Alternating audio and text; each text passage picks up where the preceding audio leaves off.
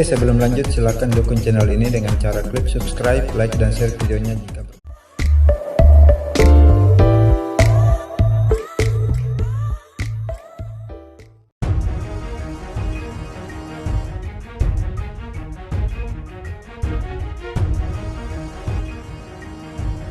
bak kena durian runtuh, Cina dan Rusia senyum-senyum lebar di balik tertekannya Amerika hadapi sanksi untuk Iran. Lengah sedikit, bisa hancur.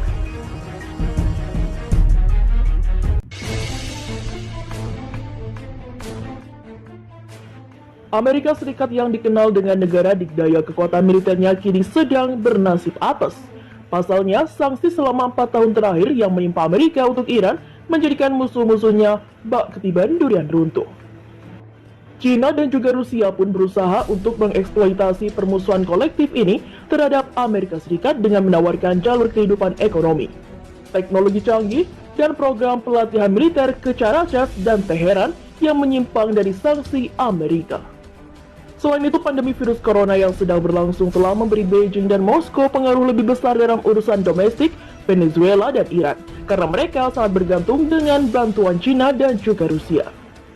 Sementara, peningkatan ketertarikan ekonomi dengan Venezuela dan Iran dapat mengikat Cina dan Rusia dengan kewajiban keuangan. Hal itu memberikan pengaruh geopolitik yang diidamkan untuk melindungi nilai yang lebih besar terhadap Amerika Serikat dan rezim sanksinya. Menurut program pangan UNIA PBB, sekitar 1/3 atau 1/3 dari total penduduk Venezuela rawan pangan. Meskipun hyperinflasi atau hiperinflasi dan pengelola dana nasional yang buruk sebagian besar bertanggung jawab atas persediaan ekonomi negara, sanksi sepihak Amerika telah memperburuk situasi. Khawatir meningkatnya dukungan domestik untuk lawan politik yang didukung Amerika, Juan Guaido, dan intervensi militer Amerika, pemimpin tidak sah Venezuela Nicolas Maduro secara konsisten menolak satuan atau bantuan kemanusiaan dari Amerika Serikat. Meskipun ia kemudian menerima 24 ton peralatan medis dari Palang Merah pada April 2019, Tiongkok telah memanfaatkan kesempatan itu untuk memperluas pengaruh asingnya. Antara April dan Desember, Cina menyediakan setidaknya 40% dari semua impor makanan ke Venezuela dan sejumlah besar pasukan medis untuk mengatasi pandemi yang sedang berlangsung. Namun, aliansi Cina-Venezuela melampaui bantuan kemanusiaan dan perdagangan. Pada tahun 2017 lalu di bawah naungan upaya pemerintah senilai 70 juta US dollar untuk diduga memperkuat keamanan nasional, Caracas menyewa raksasa teknologi Cina ZTE untuk membuat kartu pintar identifikasi baru untuk memantau dan mengontrol perilaku warga. ZTE juga mengirimkan unit pekerja khusus untuk bergabung dengan CANTV, perusahaan telekomunikasi milik negara Venezuela, untuk memberikan pengawasan manerial dan keahlian kepada karyawan CANTV. Baru-baru ini, Departemen Keuangan menunjuk perusahaan impor dan ekspor elektronik nasional Cina melansir dari National Interest. Ini untuk mendukung upaya anti-demokrasi atau demokrasi CNTV untuk membatasi layanan internet dan melakukan pengawasan digital dan operasi dunia maya terhadap lawan politik. Meskipun Beijing dilaporkan telah mengurangi dukungan keuangannya dalam beberapa tahun terakhir, itu terus melanggar sanksi Amerika yang menguntungkan rezim Maduro. Selain jalur kehidupan ekonomi dan kontrak militer, Rusia juga berupaya lebih terlibat dalam urusan dalam negeri Venezuela. Pada 2019, Presiden Rusia Vladimir Putin mengecam Amerika Serikat karena menantang legitimasi kepresidenan Maduro dan menelpon Caracas untuk menyuarakan dukungannya. Pada tahun yang sama, Departemen Keuangan merujuk FVLC atau Evrofinance yang berbasis di Moskow untuk membantu Venezuela menghindari sanksi Amerika dengan mendanai cryptocurrency negara yang gagal petro. Sementara itu, meskipun memberikan bantuan hanyalah pendekatan paliatif untuk mengurangi risiko Venezuela dan Iran, hal itu dapat menurunkan ketergantungan mereka pada Cina dan Rusia karena kemandirian ekonomi tetap menjadi prioritas nasional.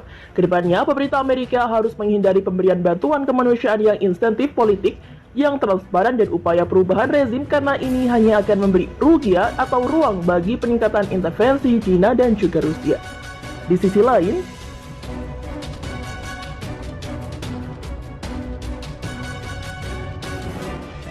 peringatkan Cina, kapal perang Amerika akan lebih tegas di LCS. Angkatan Laut Amerika Serikat memperingatkan bahwa kapal perangnya akan lebih tegas dalam menanggapi ambisi ekspansionis Beijing di Laut Cina Selatan.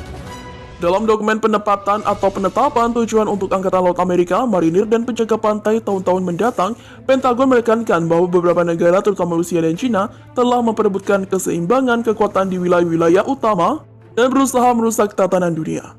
Pasukan Angkatan Laut kami yang dikerahkan secara global berinteraksi dengan kapal perang dan pesawat China dan Rusia setiap hari, bunyi dokumen itu. Dokumen juga mencatat meningkatnya agresivitas dua negara itu dan menyebut China sebagai ancaman strategis jangka panjang yang paling mendesak. Guna mempertahankan keunggulan strategis atas Angkatan Laut China, Angkatan Laut Amerika berencana memodernisasi kekuatan tempur dengan kapal yang lebih kecil, lebih gesit, dan bahkan dapat diuji cobakan dalam jarak jauh. Angkatan Laut Amerika mengatakan kekuatan tempur Angkatan Laut China telah bertambah 3 kali lipat hanya dalam 2 dekade terakhir. Kapal-kapal Amerika juga akan menerima resiko taktis yang diperhitungkan dan mengadopsi postur yang lebih tegas dalam operasi kami sehari-hari, tulis dokumen itu. Dilansir dari AFP Jumat 18 Desember 2020, Laksamana Muda Angkatan Laut Jay Bynum menilai langkah itu lebih responsif dan lebih tegas. Di masa lalu, sikap kami adalah deeskalasi. Kami akan berpaling dan akan meminimalkan risiko dalam kontak individu, ujarnya.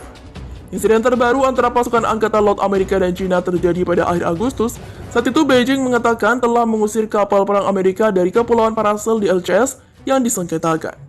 Untuk melawan China, Amerika lebih sering mengirim kapal ke wilayah tersebut melakukan operasi kebebasan navigasi.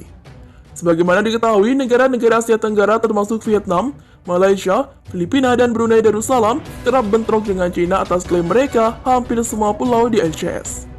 Selain itu, dokumen Pentagon juga menetapkan bahwa Angkatan Laut Amerika akan sering muncul di perairan Pasifik. Kami akan mendeteksi dan mendokumentasikan tindakan saingan kami yang melanggar hukum internasional, mencuri sumber daya, dan melanggar kedaulatan negara lain, kata dokumen tersebut. Sementara itu, Gawat, Vietnam diintai pesawat pembom militer China. Kekhawatiran tengah dirasakan Vietnam setelah mengetahui ada pesawat pembom Angkatan Udara Tentara Pembebasan Rakyat China tengah mengintai di wilayah udaranya.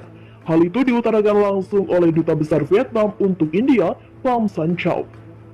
Menurut laporan The Times of India yang dikutip dari Viva Militer, Chow menginformasikan situasi Vietnam yang juga tengah berada dalam ancaman China. Hal ini dikatakan Chow dalam pertemuannya dengan Menteri Luar Negeri negara India, Harsh Singla. Chow mengetahui bahwa India juga tengah bersetegang dengan China pasca bentrokan terjadi di Lembah Galwan.